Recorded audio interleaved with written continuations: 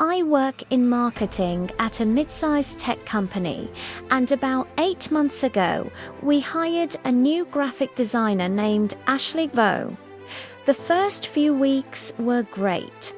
She seemed nice, competent, and perfectly normal.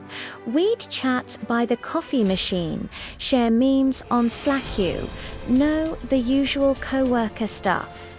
And then it started. It began subtly. Ashley would stop by my desk to ask a quick question about a project. And somehow, 20 minutes later, I'd be deep in the weeds of her relationship problems with her boyfriend, Derek. She'd say things like, "He's just so emotionally unavailable," like, "I told him I needed more quality time and he suggested we meal prep together on Sundays." Meal prep, that's his idea of romance. I'd try to steer the conversation back to work, saying something like, "That's rough." Anyway, about the Henderson campaign, but she'd just keep going. And don't even get me started on his mother. She still does his laundry.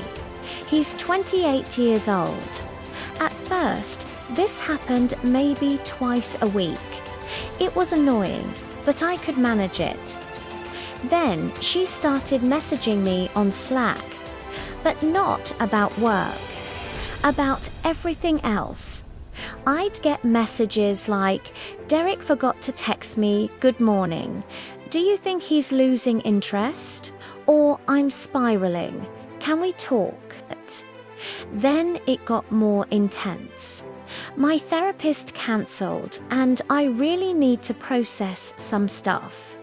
Coffee break, I really tried to be nice. I'd respond with brief, supportive messages like, "That sucks, hope it gets better." Or maybe talk to him about it.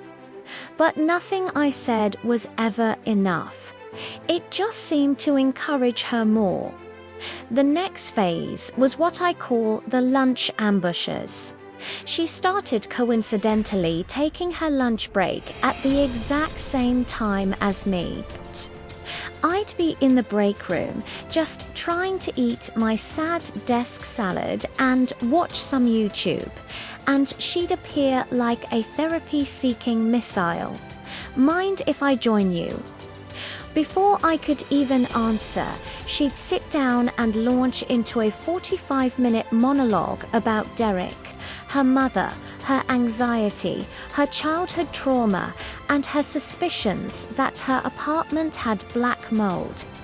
I am not exaggerating when I say I did not speak during these lunches.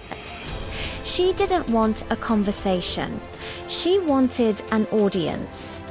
There was one time I literally had my headphones in, actively watching a video on my phone, and she sat right down and just started talking. I paused the video, thinking maybe there was an emergency, but nope. She launched into, "So I've been thinking about my relationship patterns, and I think they stem from my dad leaving when I was 6. I just put my earbud back in," and she kept talking. This went on for months. I tried every polite boundary you can think of. "I'm really swamped with work right now, can't chat. I'm not great with advice. Maybe you should talk to your therapist." I even tried literally leaving the break room the second she sat down, or eating at my desk with the door closed. Nothing worked. Then came the messages after hours. On weekends, one time, it was 11:30 p.m. on a Wednesday. My phone buzzes. "It's Ashley. Are you awake?" I just need someone to talk to. Derek and I had a fight. I didn't respond. A few minutes later, another message. "I saw you were active on Instagram, so I know you're up." Then another. "Never mind. I'll just deal with this alone like I always do. The guilt tripping was a whole new level of manipulation. The breaking point finally came last month. I was in the break room on a work call with a client. I had headphones in, my laptop open. I was obviously busy. Ashley walked in, saw me, and just waited. She stood there by the coffee machine, clearly wanting to talk. I wrapped up my call and immediately started packing my stuff to leave. She swooped in. "Hey, are you done?" "I really need to vent." I told her, "Ashley, I'm actually slammed today. Can't really talk." She pushed. "It'll just be 5 minutes." I was firm. "I really can't, please," she said. "I'm having a really hard time and you always make me feel better." And something in me just snapped. I looked right at her and said, "Ashley, I need you to stop doing this." She blinked, confused. "Doing what?" "Using me as your free therapist," I said. "I'm not equipped to handle all of this. I'm your coworker, not your counselor." Her face went completely red.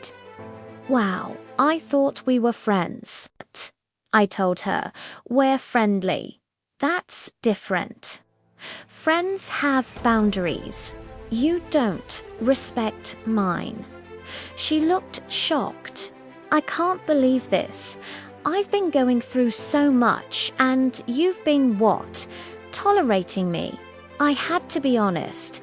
I've been trying to be polite while also trying to do my job. This is my job. I come here to work, not to provide emotional labor for free. Her eyes started watering. She said, "I'm sorry, I'm such a burden," and she walked out. 2 days later, I got called into HR. Diane from HR had that serious face on. "We received a complaint that you created a hostile work environment for Ashley. She says you verbally attacked her in the break room and called her a burden." I just said that is not what happened. So I explained everything. The constant interruptions, the after-hours messages, the lunch ambushes, the fact that ID tried so many polite ways to set boundaries before finally having to be direct. She asked, "Do you have any documentation?" I pulled out my phone and showed her everything. The Slack messages, the 11:30 p.m. texts, the "I saw you were active on Instagram" guilt trip. Diane's expression completely shifted. She scrolled and scrolled. "This is a lot of messages about personal issues." She looked at my responses, all brief and polite deflections. "I'm going to look into this further," she said. "In the meantime, keep your interactions with Ashley strictly professional." And I said, "Trust me, that is the plan." Apparently, HR talked to other people in the office. It turns out I wasn't the only one. Ashley had been doing the exact same thing to at least 3 other co-workers.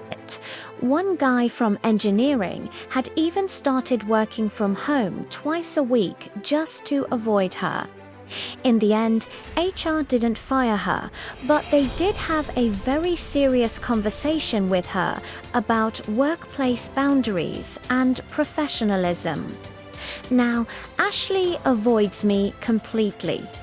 She won't even make eye contact with me in meetings. Some of my co-workers think I was too harsh. They say things like she was just lonely and going through a lot of stuff. But here's the thing, her mental health is not my responsibility.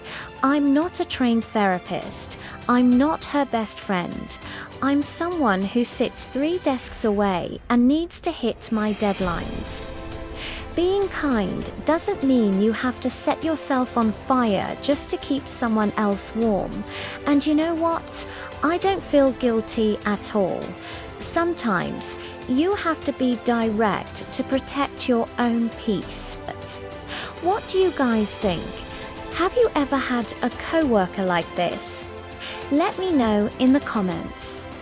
Thanks for watching, and if you liked this story, make sure to subscribe for more.